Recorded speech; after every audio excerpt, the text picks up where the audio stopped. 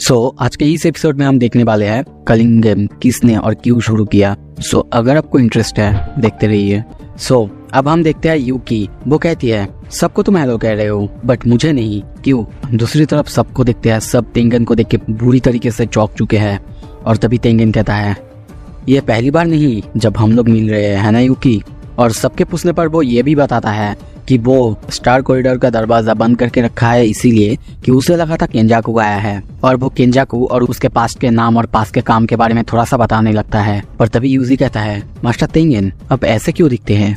ये सुन के सब चौंक जाते हैं, पर मास्टर तेंगन को देखते हैं। वो हंसते हुए कहता है जब तुम भी मेरी तरह हजारों साल जियोगे तब तुम भी ऐसे ही दिखोगे। और फिर वो स्टार प्लाज्मा वेसल और बाकी सब के बारे में बातें करने लगता है। पर तभी मेगुमी कहता है एक्सक्यूज मी, हेलो, मुझे लगता है हम लोग यहाँ पे सिर्फ केंजाकू क्या करना चाहता है और गोजो की सील कैसे तोड़े इस बारे में जानने आए हैं। क्या आप बता सकते हैं हम ये कैसे कर सकते हैं? पर तेंगन कहता है बिल्कुल नहीं, आई विश कि मैं तुम्हें सिंपली बता सकता, ये करा जा सकता है, पर यह एक कंडीशन है। यूताओ कुत्सु, यूकी और डेथवॉर्म, तुम तीनों में से किसी दो को मेरे लिए यहाँ पे गार्ड बनकर रहना होगा। उसकी ये बात सुनकर सब चौंक जाते हैं। पहले यूकी को ये मंजूर भी नहीं होता है, पर बाद में सब मान जाते हैं। तभी हम देखते हैं मास्टर तेंगन केंजाकू के बारे में बताना शुरू करता है और हमें यहाँ पे पता चलता है उसका ऑब्जेक्टिव है वो सारे ह्यूमंस को मास्टर तेंगन के साथ जोड़ना चाहता है और उनको बहुत ज्यादा इवॉल्व करना चाहता है, इतना कि वो सब सारे सॉर्सरर्स से भी ऊपर हो जाए।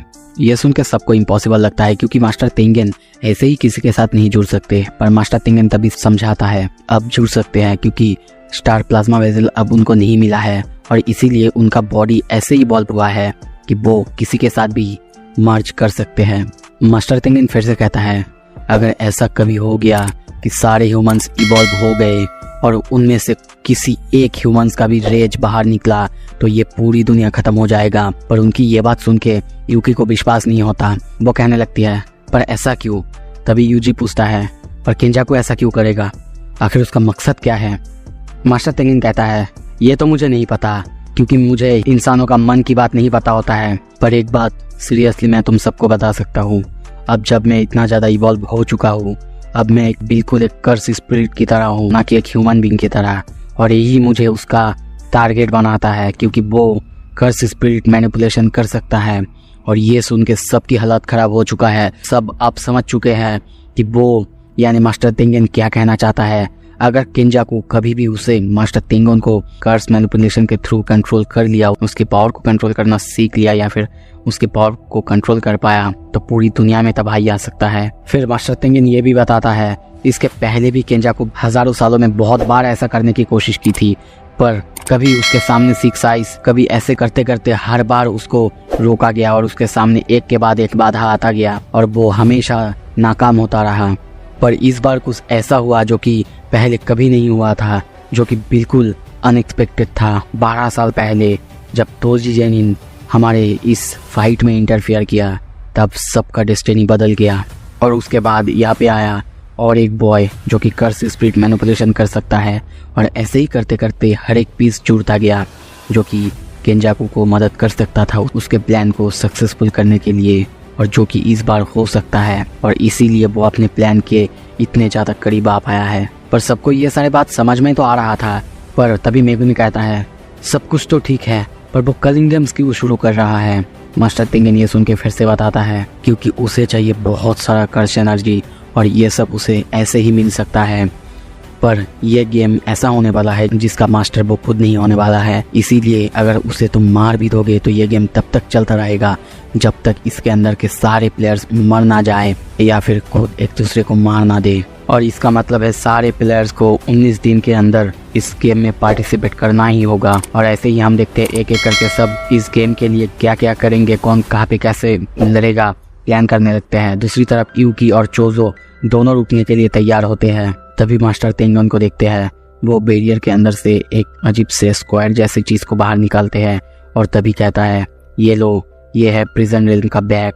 ये सुन के सब बहुत ज्यादा चौंक जाते हैं और कहते हैं क्या बैग? क्या इससे हम लोग मास्टर गोजो को बाहर निकल सकते हैं सच में? तभी मास्टर तेंगन कहता है नहीं, बिल्कुल नहीं, इसे अच्छे से खोलने के लिए तुम्हें इसका अगला वाला हिस्सा यानी गेट भी चाहिए होगा जो कि केंजाकू के पास है। दूसरी तरफ इसे अगर तुम खोलना चाहते हो तो इसके लिए तुम्हें इन्वर्टेड स्पीयर ऑफ हेवन जो कि कर्स टेक्निक को नलीफाई कर सकता है या फिर ब्लैक रोप की ज़रूरत होगा। ये सुन के सब पूरी तरह से हक्का बक्का रह जाते हैं क्योंकि गोजो ने दोनों ही चीज़ों को एक ही साथ तबाह कर दिया है, जिससे यूजी और मेगुमी दोनों गोजो के ऊपर बहुत ज़्यादा गुस्सा करने लगते हैं। यूकी पीछे मुड़ते हुए कहती है, अच्छा और एक रास्ता तो ज़रूर होना चाहिए है ना। तेंगेन कहता है, हाँ, सारे प्लेयर्स में एक ऐसा प्लेयर भी है जो कि हज़ारों सालों पहले की है और वो खुद को एंजल कहता है। उसके पास ऐसी टेक्निक है कि वो किसी भी कर्स टेक्निक को ख़त्म कर सकता है। और तभी हमें एक एंजल को दिखाया जाता है जिसका नाम है हानाकुरुसु। एंजल की बात सुनते ही जो कोई भी थे सब चौंक जाते हैं। फिर से मास्टर तेंगेन से पूछने लगते हैं, क्या सच में वो सच में कर्स टेक्निक को एक्सटिंग्विश कर सकती है? पर वो है कहाँ? मास्टर तेंगेन बता रहा है, टोक्यो के इस साइड में एक कॉलोनी है, वहाँ पे है। इससे ज्यादा इन्फॉर्मेशन मुझे नहीं है। वहाँ की बैरियर की वजह से मुझे ज्यादा कुछ इन्फॉर्मेशन नहीं मिल रहा है, पर मैं तुम सबको इतना जरूर बता सकता हूँ, पूरे जापान के अंदर 10 कॉलोनीज है जो कि इस एक बैरियर के थ्रू कनेक्टेड है और जो कि एक सीधी लाइन की तरह है। इसी के थ्रू ह्यूमंस को अंदर भेजा जा रहा है। ये सारे बातें सुन के मेगुमी फिर से पूछता है, अच्छा तो फिर अब ये रिचुअल पूरा होने में कितना टाइम लगेगा? तेंगेन बताता है, ये डिपेंड करता है रिचुअल के नीड्स कब तक पूरे होते हैं, पर मैं इतना जरूर तुम लोग को आइडिया दे सकता हूँ, 2 महीने जैसा लग सकता है।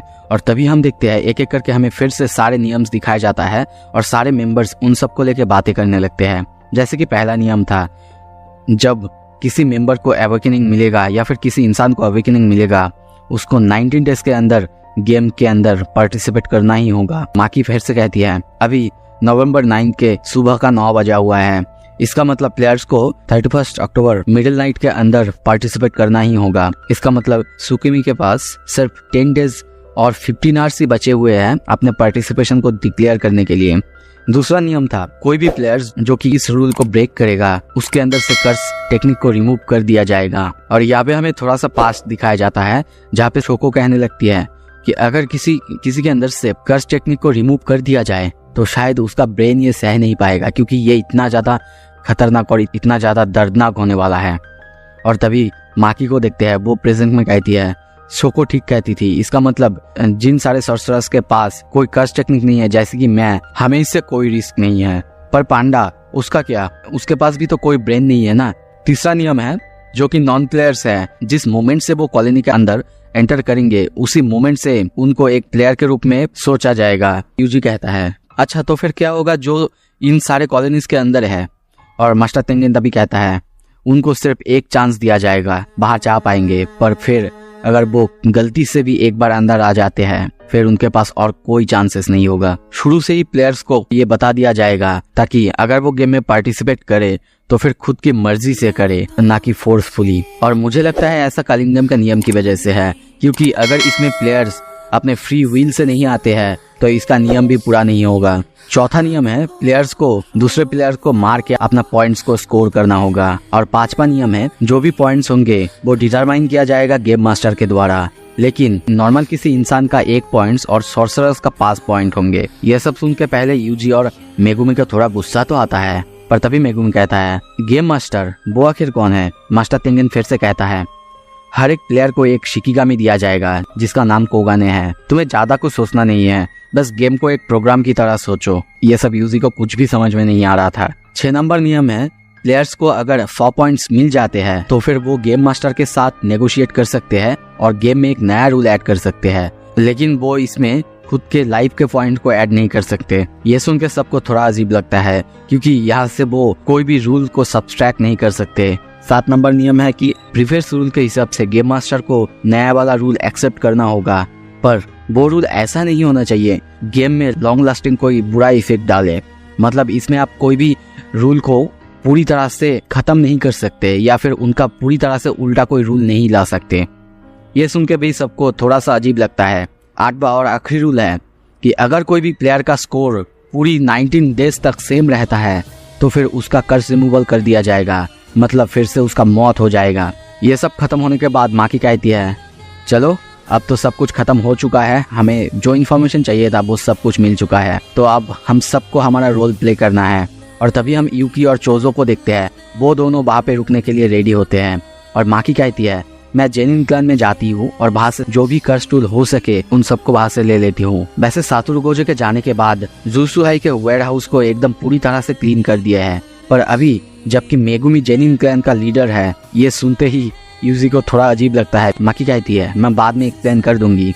अब मेगुमी जबकि लीडर है उसकी वजह से अब हम अपने सारे टूल्स को सर्च कर पाएंगे, और ऐसे ही माकी सबको अपना अपना रोल बता देती है। तभी यूता भी कहता है मैं नियर बाई कोई भी कॉलोनी में जाना अवॉइड करूंगा ताकि हम एक दूसरे के आमने सामने ना आ जाए और एक दूसरे को मार ना दे, क्योंकि हो सकता है ऐसा बैरियर के अंदर हमें नेटवर्क ना मिले, हम एक दूसरे से बात नहीं कर पाए। पर तभी यूता को यूजी की कही हुई बात याद आता है। उसने कही थी अगर कभी मैं सुकुना में बदल जाऊँ तो मुझे वहीं पे मार देना। अब जबकि उन सबको अलग अलग जाना है इसीलिए दोनों सोच में पड़ जाते हैं, पर बाद में डिसाइड करते कि दोनों अलग अलग जाएंगे, इसमें दोनों के लिए अच्छा है। दूसरी तरफ मेगुमी को माकी से बात करते हुए देखते हैं। माकी उसे कहती है जैसे कि प्लान किया गया था तुम सब किंजी के पास जाओ। किंजी हाकारी एक थर्ड ईयर का स्टूडेंट था जिसे कि सस्पेंड किया गया था। यूजी माकी से पूछता है क्या वो टफ है, पर माकी बताती है हो सकता है वो मूडी है। उसी के जवाब में यूता कहता है वो अपने पे आ जाएगा, कह सकते हैं कि वो मुझसे भी ज्यादा स्ट्रांग है।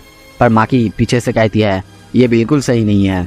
और तभी हम देखते हैं एक एक करके सब दरवाजे से बाहर जाने लगते हैं और पीछे चोजो और यूकी को देखते हैं। तभी यूजी पीछे मुड़ते हुए कहता है थैंक्स, आई अप्रिशिएट इट। चोजो हंसते हुए कहता है कोई बात नहीं, पर मरना मत, ओके। और तभी देखते हैं एक एक करके सब चले जाते हैं। दूसरी तरफ चोजो को देखते हैं, वो रोने लगता है। सीन शिफ्ट होता है किसी दूसरे ही जगह में। हम देखते हैं कुछ लोग बहुत ज़्यादा बोर हो रहे हैं और वहीं पे हम ताकाबा नाम के एक कॉमेडियन को देखते हैं जो कि बिल्कुल भी कॉमेडी नहीं कर पा रहा था और इसी वजह से सब कोई बोर हो रहे होते हैं। तभी कुछ देर बाद ताकाबा बैठा हुआ है जबकि वो किसी को हंसा नहीं पा रही है। उसका परफॉर्मेंस इतना ज़्यादा बुरा जा रहा है, इसीलिए उसको अपने काम के लिए बहुत ज़्यादा बुरा भला सुनना पड़ रहा है। और तभी हमें प्रॉपर तरीके से ताकाबा को दिखाया जाता है और कहा जाता है वो भी एक कलिंग गेम का प्लेयर है, फुमिहिको ताकाबा। सीन शिफ्ट होता है, हम मासामिसी यागा को घर के अंदर एक रूम के अंदर बंद देखते हैं। तभी हमें बताया जाता है वो इसीलिए बंधे हुए हैं क्योंकि उन्होंने एक क्रीचर बना दिया है जो कि खुद का कॉन्शियसनेस रख सकता है और खुद ही अपना कर्स एनर्जी तक जनरेट कर सकता है। हमें इसमें थोड़ा सा पांडा का पास दिखाया जाता है। आपने अगर अच्छे से एनीमे देखा होगा तो पांडा मासामिसी यागा को फादर करके कहता है और वो कहता था उन्होंने ही उसे बनाया है। और हमने मासामिसी यागा का टेक्निक भी देखा है, वो किसी भी डॉल या फिर कोई भी चीज के अंदर थोड़ी देर के लिए जान डाल सकते हैं। उन्होंने पांडा को ऐसा बना दिया था कि वो खुद का कॉन्शियसनेस रखता है, खुद का कर्स एनर्जी तक जनरेट कर सकता है और इसीलिए सब मासामिसी यागा से डरे हुए हैं कि वो अगर ऐसा करते हैं तो वो खुद का एक बहुत पावरफुल आर्मी क्रिएट कर सकते हैं जो कि सबके लिए खतरा हो सकता है। और इसीलिए सब चाहते हैं कि वो अपना ये टेक्निक सबको रिवील करे ताकि सबके लिए कोई खतरा ना हो। वो रूम के अंदर बंद है। दूसरी तरफ बाहर हम देखते हैं प्रिंसिपल गांजीगाकू को। वो आके उनसे इस बारे में पूछताछ कर रहे होते हैं और बहुत ही ज्यादा गुस्से में कहते हैं क्या सच में तुम्हें नहीं पता कि तुमने कैसे उसे बनाया है? पर मासामिसी यागा कहता है नहीं, बिल्कुल नहीं। प्रेजेंट में हम देखते हैं प्रिंसिपल यागा भाग रहे होते हैं। आपको भी बताया कि उनको भी मौत की सजा दी गई है, तो वो भागते भागते एक जंगल के अंदर आए हैं और वहीं पे एक कर्स क्रॉप्स, दोस्तों मैं यहाँ पे ये सारे कर्स क्रॉप्स को कर्स डॉल करके कहूँगा तो थोड़ा सा समझ लीजिएगा।